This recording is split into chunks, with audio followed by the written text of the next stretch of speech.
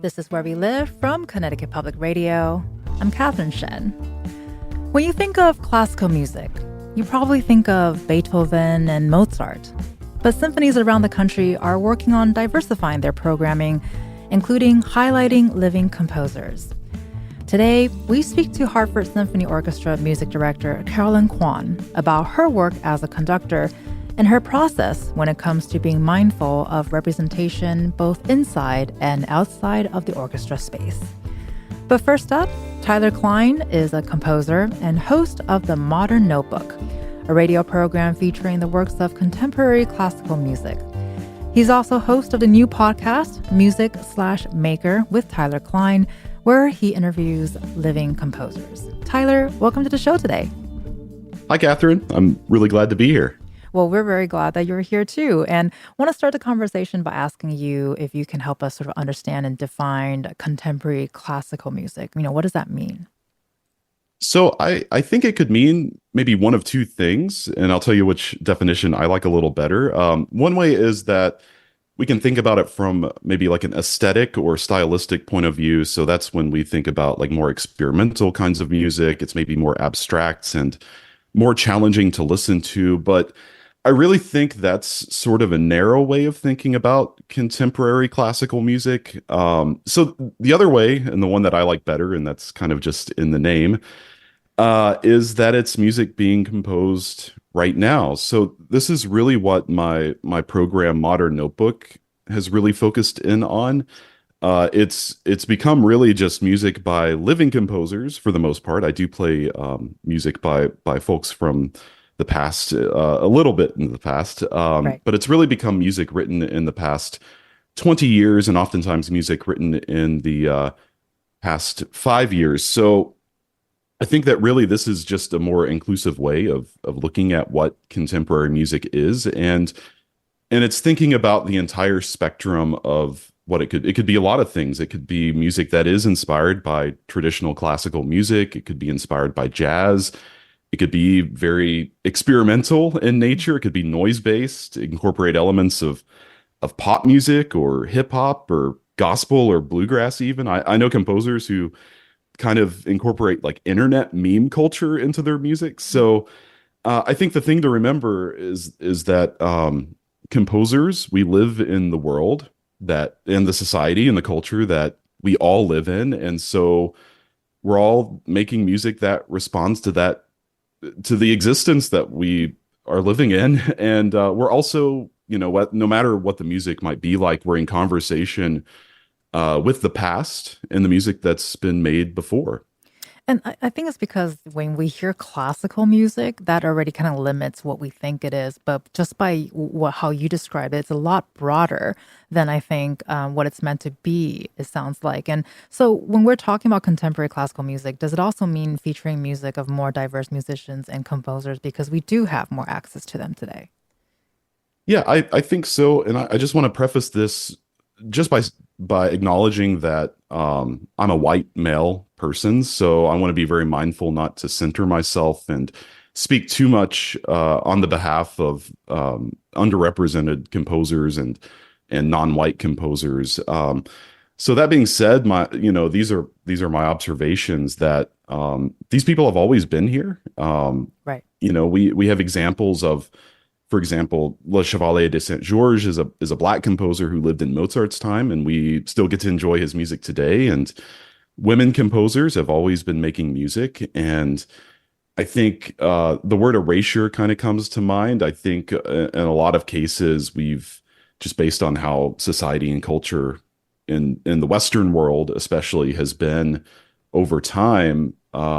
Maybe a lot of composers have slipped through the cracks. So there's Florence Price, for example, is a black woman composer from the early 20th century, and her music's been having a bit of a resurgence today because, in part because a box of her music and manuscripts was found in someone's attic at one point, kind of, a few decades ago. So when we talk about the diversity of composers, I think two catalysts that have really made us all as music programmers and curators to kind of think more about this and reflect on it. We had the Me Too movement and the murder of George Floyd, and I think after those two points in recent years, more organizations have been looking to the music of different kinds of people, rightfully so, and kind of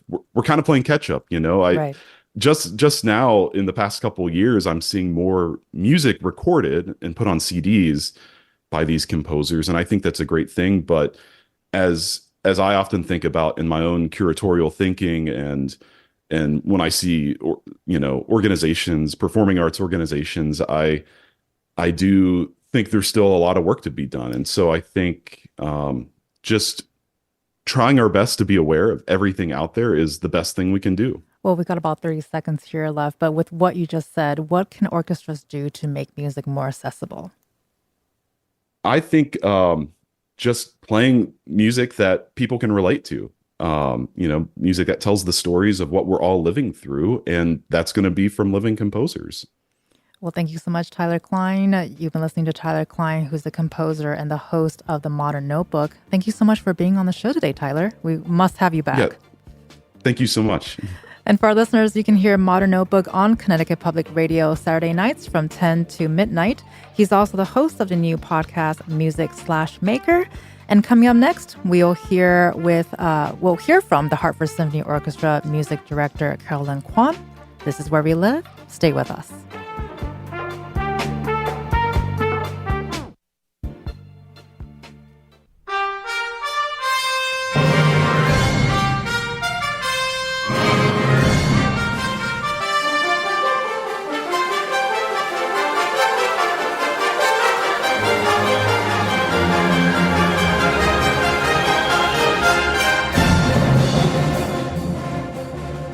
This is Where We Live from Connecticut Public Radio. I'm Catherine Shen. Carolyn Kuan has been the music director of the Hartford Symphony Orchestra since 2011. Born in Taipei, she was drawn to music at a young age. Today, we spoke about her past, her work as conductor, and the driving forces behind her music. I started our conversation by asking her about her origin story. I think you first got introduced to music because your brother was gifted a piano. Tell us about that experience and what kind of started this passion of yours. I don't know. Actually, the truth be told is it's been a long journey when it comes to, passion. If anything, it's really a journey of discovery and journey of unknown, for what it's worth. Actually, we can talk a little bit more about that. But the piano story really is my brother got a piano for his 10th birthday, and being the younger sister I was 5 years younger than my brother.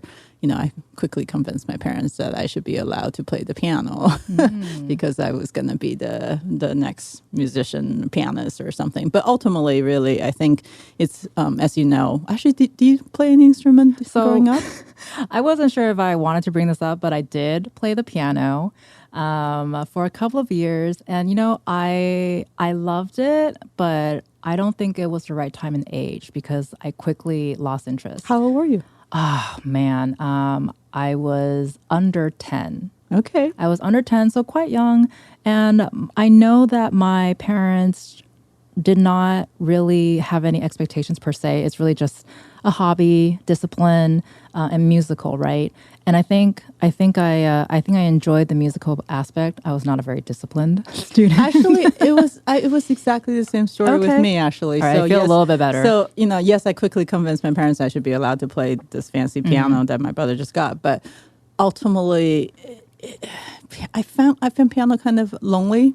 I think I would have been better as a violinist, maybe. But, as you can probably relate to this, Asian parents, girls, a lot of Asian girls play the piano or violin is considered good upbringing so that we can get married off well, with some elegance and skills. So that's how music came into my life. But ultimately, actually, so I came to America when I was 14 years old, and really more of a rebellious result of being rebellious. And my middle school in Taiwan and my high school in America were sister schools for a few years, so they actively came recruited. And one summer, so I was selected to come study abroad, and basically involved, 2 weeks studying English and a week going to Disneyland and other places. Naturally. Right. Right. But I will never forget, because the very first day of school, the teacher said, feel free to ask questions. And you'll probably know this, having spent some time in the classroom in Taiwan, that you don't ask questions. Everything is memorization based. You sit there quietly, you take your notes, and you're tested on things. So as someone who is quite rebellious, who have a lot of questions, I thought, this is amazing. This is how one should learn. So I quickly applied to the high school behind my parents' back. Wow. Northfield Mount Herman School. And I got in, and I think I was having a fight with my mom that day. And I said, I'm leaving. I'm going to go to America for high school. Luckily, they were very supportive, as it turned out. And I'm very grateful, because had they not let me leave to come to America to study, I think I would have fought my parents the entire time. And my mom actually passed away a few years after. So I ended up, because I left, every time I go home, I end up being wanting to be very close to my mom. So I'm very grateful for those years. But even then, I went to Smith College and never thought I would be in music. I was supposed to be an investment banker. That's quite the shift. Yes. Well, and I also think oftentimes there is that shift when you're on this path. So when did you know, or when did you get the idea that music is the way to go? Did you continue playing the piano the entire time, or did you take a break, or was it a spark of a moment and you were like, investment banking is not the way to go? So it was actually very interesting. I think it was my junior year at Smith College, and I actually had a internship lined up in Taipei with Citibank. And that summer, one of my teachers pulled me aside, because I played the piano in a small school like Smith College. That meant I was helping with the sectional for the course, which meant I was sort of conducting or helping. So the teacher said, one of our alum, Susan Rose, gave 4 students scholarship to study music that summer. We think you should go study conducting. And when a student are given scholarship to go study something, you have to have something to show for it. So that summer I actually came to here in Hartford. At the time, the Hart School of Music had a program called the Conductors Institute. So that might have been my very first conducting experience. And then I went to Tanglewood to observe conducting work students. And then I went to Tufts to study French and German that summer. But when I came back to Smith, they put me in front of an orchestra, and I think I conducted Night and Day or something like that. And the alum thought I was talented and I should go learn about conducting. So I applied to a grad school in conducting, and I remember and I got a full scholarship, and I remember calling my dad and say, Dad, I can always come home and be a banker. Someone's literally paying me to go study music and conducting, and I know nothing about it. I have no idea what conducting is about. And I would love to take this opportunity, because once I go back to Taiwan to be a banker, I will never have this opportunity again. So that, in some way, I think that I miss my mom, but in some way, it's fortunate that Mom wasn't around as much anymore, because Mom would have said, no, come home to Taiwan. And Dad basically said, okay, do what you want. It's hard to resist, Right. daughters, what's that, daddy's daughter, Daddy's girl type of thing. Right. Well, I mean, they did gift a piano in your presence. So ultimately, they started this. to my brother, and, Right. and I would say, and then I got another scholarship to go to Peabody, and then my very first job was with the New York City Ballet as artist in residence. Even then, I thought, I really don't know what this conducting thing is about. You wave your arms, and so conducting, if you think about it, is one of those things that's really hard to learn, because you can only learn in front of a group of people. So, I mean, that's a great question, because it's a question that I also wanted to ask, because I personally am not familiar with conducting. Did not realize you can go to school for conducting, just because we've had some conversations with musicians that eventually became a conductor. So it seems very much a natural progression for some, but turns out there's a lot of study. I mean, this is not a surprise, but turns out there's a lot of study behind going into conducting. And with what you're sharing, it feels very organic in some way, but it was kind of introduced to you as a very new concept, and you kind of like learned along the way. So I mean, during that process, you obviously wanted to stay in it. So what was it about this that attracted you? I think it was less about that I wanted to stay in it, but more that the more I learned, the more questions I had. Ah, okay. Yeah. So when I was learning computer science, that's another one of the interests I had at Smith. It made sense. Or economics, it made sense. Music did not make sense. It just, there are so many questions, and as you get more answers, you have more questions. And I want to say it really wasn't so, even when I became an artist in resident at New York City Ballet, and then I went on to North Carolina Symphony, Seattle Symphony, I really wasn't sure this is what I should do, or that I will have something special to offer.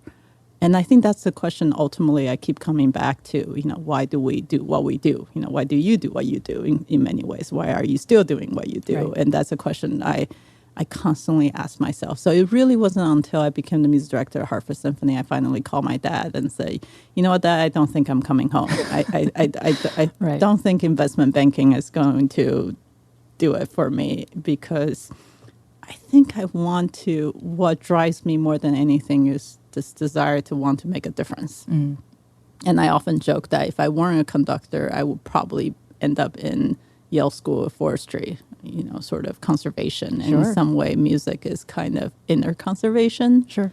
In a way. Yeah. But mean, I still find, I still ask, why am I doing this? And what keeps me going? well, it's the conservation of culture, history, and language, I think, to a certain extent. And I mean, you just listed out a bunch of orchestras that you were a part of. So how did you end up in Hartford? Is there something about the orchestra that you're like, that's what fits what I want to do? That's the philosophy that I follow? Are those things that you think about before you commit to a role like this?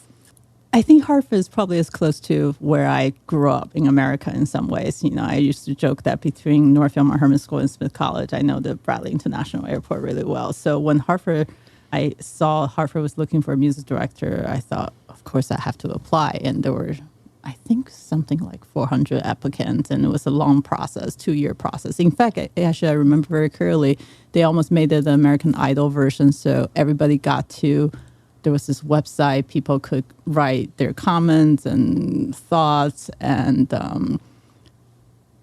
I made sure not to look at it. Wow, like an audience-based? Yeah, an audience Wow, based. okay. So I don't recommend it, but hey, it's, whatever it takes for community engagement. But ultimately, Hartford Symphony had this wonderful board that was very supportive. They were very interested in my vision for the orchestra and what I care about. And in that sense, that's any music director's dream come true, or anyone's dream come true, to work for an organization that shares your vision and is supportive of what you want to do. And, in some ways, why are you here? Right. How did you end up here? Right. I mean, it's fascinating. Part luck, part destiny, part, making sure everything is sort of in place when you got here. And I've been here for 13 years. So can you tell us about your vision and how has it changed over the 13 years? Because you were also here during the pandemic, which plays, I think, a really big role. Music played a really big role during that time too, right? Yeah, I would say, interestingly, I feel like I know a lot more when I first started than I do now, if anything.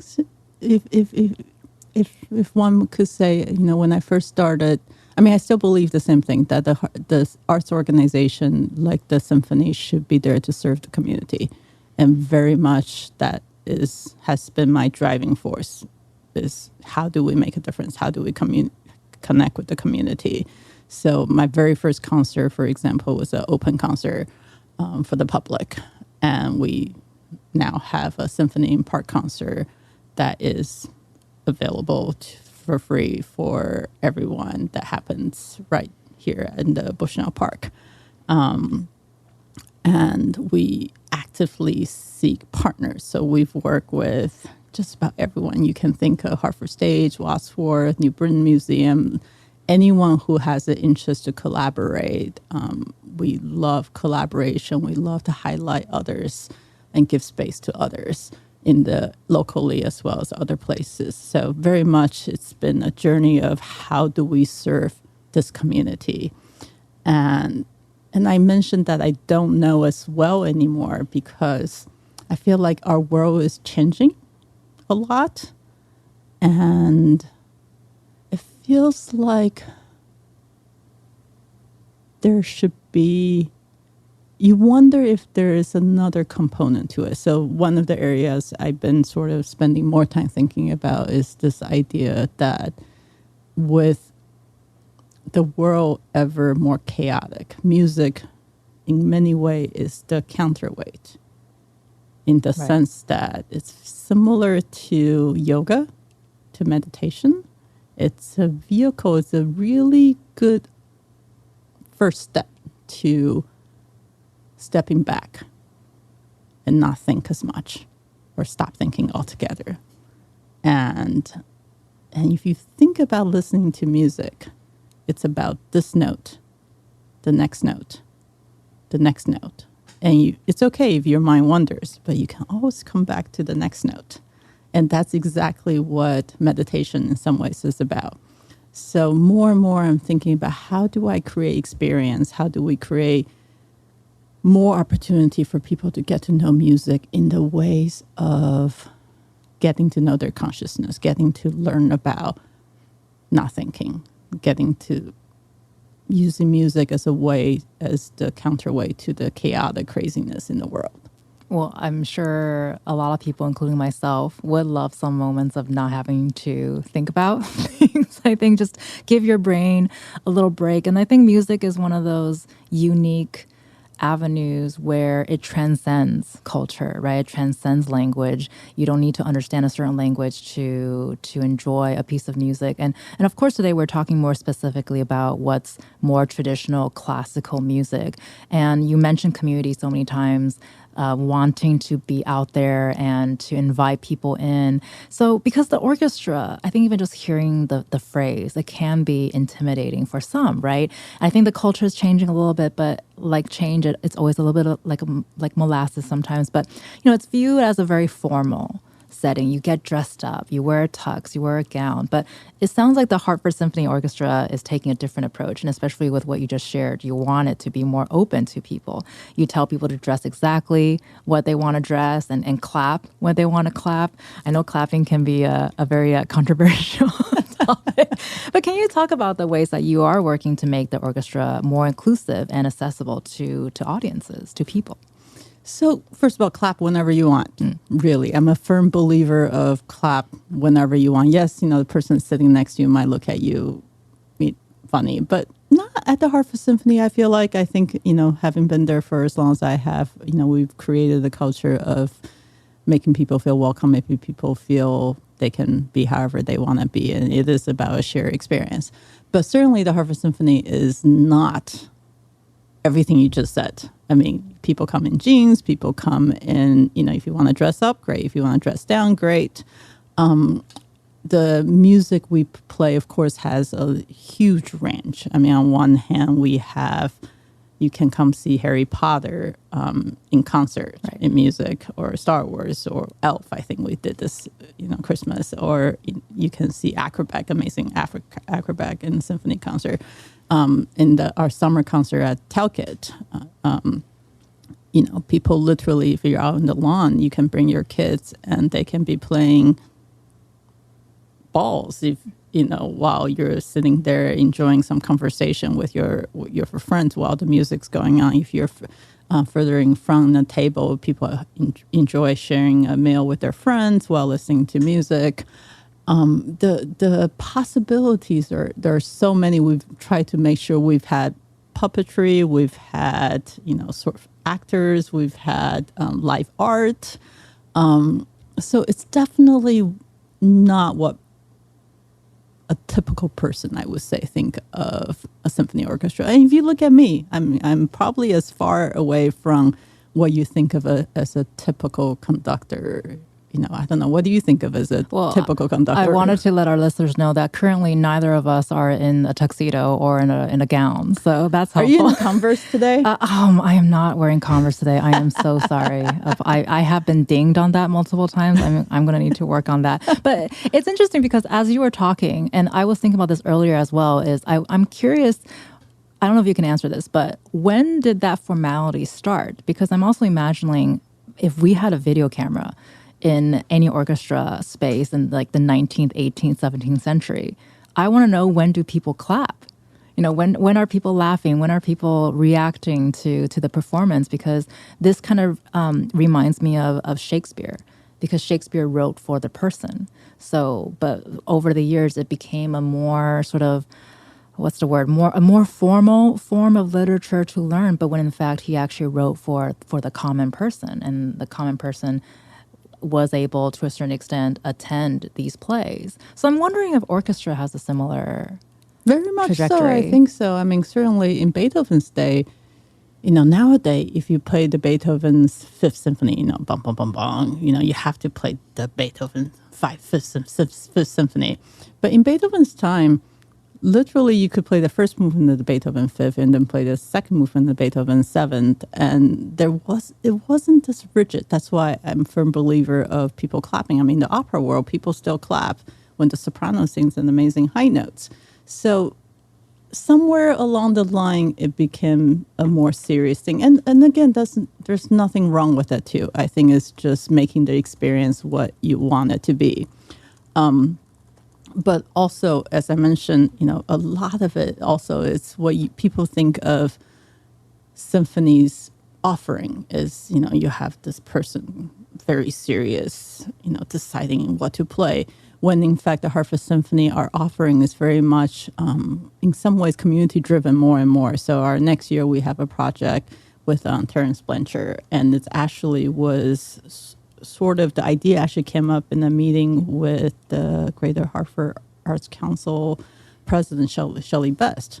And so I always love it when the idea came from the community and they say, why don't you guys do this? And it was a way to engage the people that live here and that have an interest in this. And so more and more, I think it takes a music director that is interested in what the community wants. It's a fine balance. I mean, if you think about Steve Jobs, he would say, well, but, you have to give the people the thing they don't even know they want. But it's a balance. It's about introducing people to fascinating things that will maybe open their minds, but it's also about giving people what they want. I kind of joke sometimes. It's not quite relevant, but, sometimes it's about, my grandmother has this favorite saying, I know what I like, and I like what I know.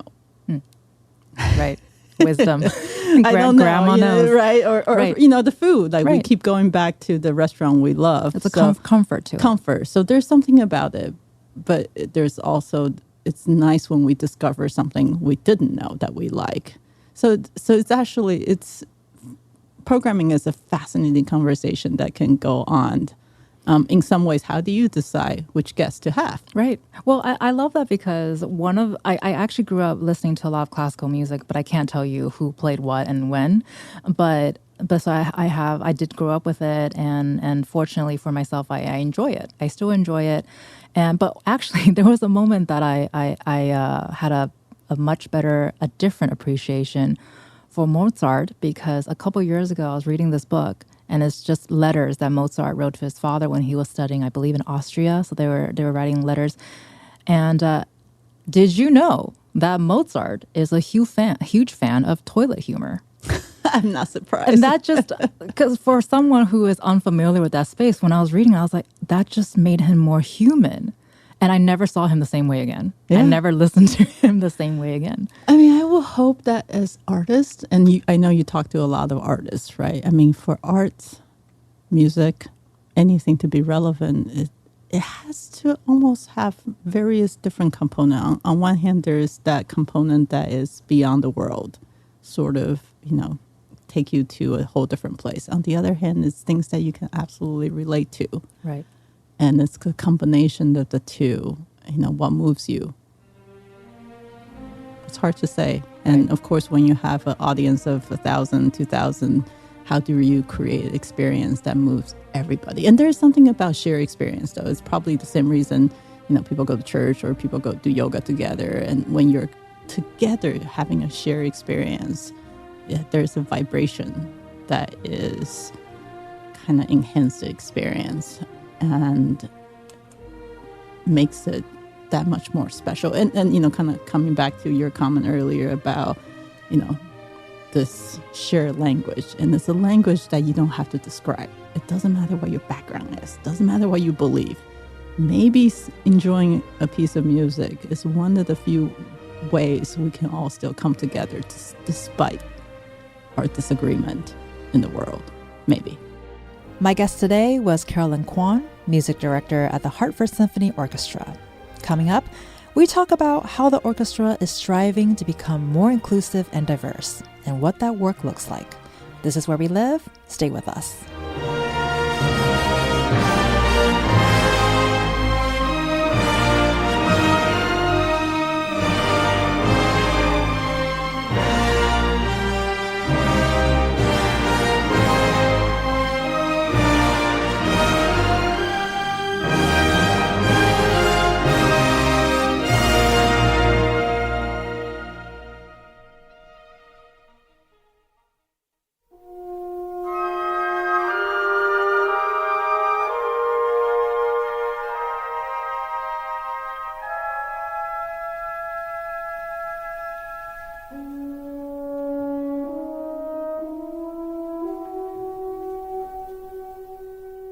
This is Where We Live from Connecticut Public Radio. I'm Catherine Shen.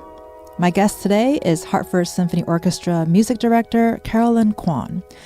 Like many organizations, Hartford Symphony Orchestra has put forth diversity and inclusivity commitments, stating that they are diversifying programming by considering race, ethnicity, and gender identity in the composers whose music that we perform.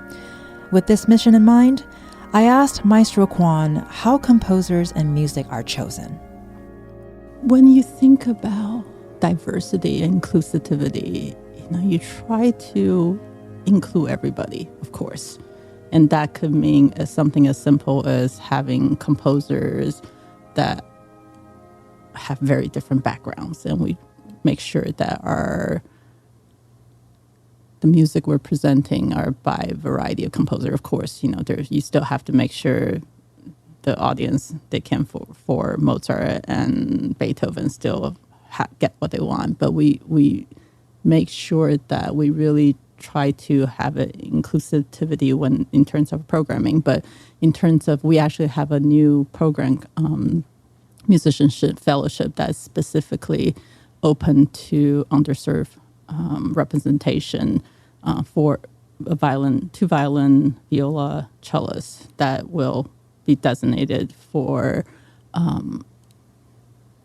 underserved community for them to join us. So hopefully also to make sure that when people come to the symphony, they see the representation as well. And I, of course, as I mentioned, I'm kind of atypical for those people that are just listening and don't know anything about me. I'm Asian. Not so young anymore. You're still young. I'm also part of the LGBTQIA community. And so, representation is important. But what's fascinating, actually, I should share that I just did an opera called An American Soldier in New York City for the inaugural season of the Performing Arts Center at the World Trade Center. And the story is an Asian American story. And what that does is it forces the casting to have Asian singers. So in some ways, it's not about inclusivity. I mean, it is, but it's about opening opportunity so that it's easy for director, music director, casting manager to just go out and engage the people that are already famous, the people who are already known. It's easy to just find a violinist, a conductor that people know or easy to find. But when you have to or have a mission to make sure you care about inclusivity and diversity, what it does is it gives more opportunities for the people. You actually have to work harder to give opportunity to those that normally wouldn't have those opportunity. And I think that's part of the process, and hopefully the audience will appreciate that. I don't know. I'm still waiting to find out, I suppose. Right. And then when you have that nuance, it's with that sensitivity, I think you look at the process, you look at yourself a little differently. And the New York Times reported that in one recent study found that works by Asian composers make up only about 2% of American orchestral performances planned for the coming season. And so we've been talking about, you were born in Taiwan, but you've had education both in the U.S. and in Taiwan. You have an expertise in many different kinds of music, including Asian music, contemporary works, and also with the traditional classical works in mind here too. How, especially with what you just shared with the casting and now your role as conductor and music director, how does your background inform the work that you do? Interesting, as an artist who loves West classical music, early on, I mean, my focus was very much in European music. I mean, that's when you think of classical music, that's what it is. And the irony is, in the classical world, you'll often have people say, we're doing Russian music, so we have to have a Russian conductor or a Russian instrumentalist. We're doing French work, we have to have a French conductor. So what does that mean for an Asian artist? Does that mean you're only good at Asian music? Right. I mean, you're an Asian journalist. Does that mean you're only good at Asian stories? Right. So, I mean, does our experience inform our worldview? Absolutely. I mean, but it's much bigger than that. I think we have a understanding of what it's like for people who feel like they're the minority. We know what it feels like to feel fear because of how we look. We certainly have more direct knowledge when it comes to our heritage and background. But I think it's much more complex than that. It's hard to just say, you're Asian and therefore you're only good at Asian music. I think that's very dangerous. And in fact, as we talk about diversity, I think it's really important for us to, in every walk of life, to always keep that in mind, that just because someone looks a certain way, has a certain background, does not mean that that's the only thing they're good at. But of course, we engage, our upcoming Spark concert. We have the African drumming with the French world music. We are Celebrate America. We'll have a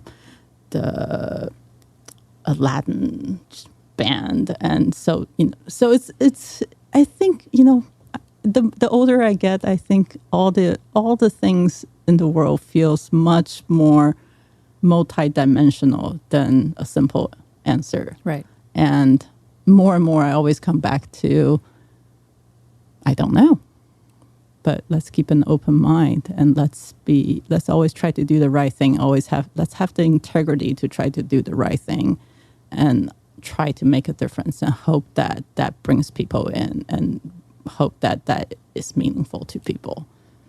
I mean, that was certainly a question that I think we can take about a whole week and still not be able to digest and unpack everything behind that. But because of that nuance, because of that sensitivity and background, it's interesting to see how that influences your decisions, right? And sort of along the same vein, you recently held a young artist competition. So can you talk about, where that's a different kind of diversity there, age, and talk a little bit about what does it look like to both sort of pass on the classical music passion to the next generation, or to support the young people who already have an interest but just maybe needs that extra support or the extra push, or just to say that you can do it. What does that look like for you now?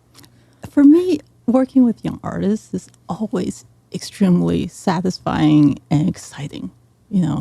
They bring into this fresh excitement that either some of us have forgot or isn't as in touch, and how amazing that there are these young people who are excited about classical music and what that might mean. And for us, we, as a main symphony orchestra in the region, Hartford Symphony is the second largest symphony orchestra in New England after the Boston Symphony. So we have a certain responsibility too to support the young people that are amazing and fantastic. And people are constantly getting better and better. And for us to work with young people and provide opportunity really is just one of the most rewarding things we can do.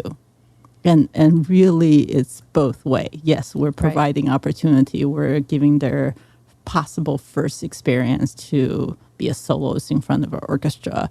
But also, we get a lot back as well. I probably, similar to mentorship in all walks of life, right? I love having young people on the air. We've had quite a few Gen Zers on since my tenure, and do want to give more voices to young people. But every time they're on, I'm just amazed. Because when I was 15 years old, I was not doing that. I was not on live radio talking about mental health, about school, about politics, about their future, about admissions. Those are not things that I was talking about live. And it's so amazing. And I feel very similar. I feel very invigorated, and I feel very hopeful.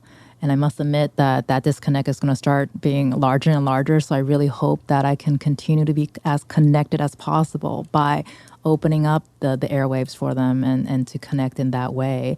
And so, with you working with young people and having them involved, what's their reaction like? Do they like coming in? Are they excited? Or I can kind of feel the energy already, even just by you describing your experience. I think young artists, of course they're excited. For many of them, it's their first time playing with an orchestra, literally in front of an orchestra. Right. So that's a little bit different. But so for me, it's also just, they're the ones that are going to keep doing this and maybe do things the same, maybe do things differently. And also they're the ones that I'm fascinating about how, we need them in many ways also to connect with the audience that are younger, possibly. Right. So again, everything is not a straight answer. Everything is multifaceted. And, how do we support them so that we can also learn from them? And can you also talk about this upcoming season with the orchestra? What will make it stand out, and what can we look forward to? So for me, it really is a continuation of everything we believe in, making the music experience open to everybody and in as many different environment as possible. It's a place that's welcoming. It's a place that you can just come and forget about the world. You can talk about the world too, and I certainly try to do some of that sometimes, because I feel like as an artist, there's a responsibility for us to speak the truth through our art. But it's a balance between that and creating a oasis where people can come and just stop thinking. So It's a combination. Of course, our next season is a large season where we have the Blanchard Project. We have actually Shelley Best narrating Peter and the Wolf. People would typically say, gosh, really? You're going to put Peter and the Wolf on the main concert series? Isn't that for kids? But my reactions, why not? It's a piece people love. And we paired that with a symphony of meat and potato, his Fifth Symphony and stuff. So there's always a lot of different program. I would just say, if you've never been to a symphony, it's not what you think. And definitely, come check it out. And you might be surprised. So Well, and we've covered a lot Yes. of topics in this conversation. Any final thoughts that you would like to leave our listeners with? Gosh, there's so many things one could say. The one thing that's constantly on my mind these days is just gratitude, actually. It's the one thing I feel like there's a lot of good in the world. Yes, there's a lot of issues in the world too, but there's a lot of gratitude. And for me, I'm just grateful to be able to hear, to have a conversation with you, to get to know you. I'm grateful for everybody that's listening to this program and supporting the wonderful work you do. And just in everyone listening, just find a moment to be grateful. And I think music is a big part of my life, and I would like to share that with everyone. And I think, music kind of leads to gratitude as well. But really just, connect with your consciousness and be grateful. And if music is a part of it, wonderful. If not, whatever it is, gratitude.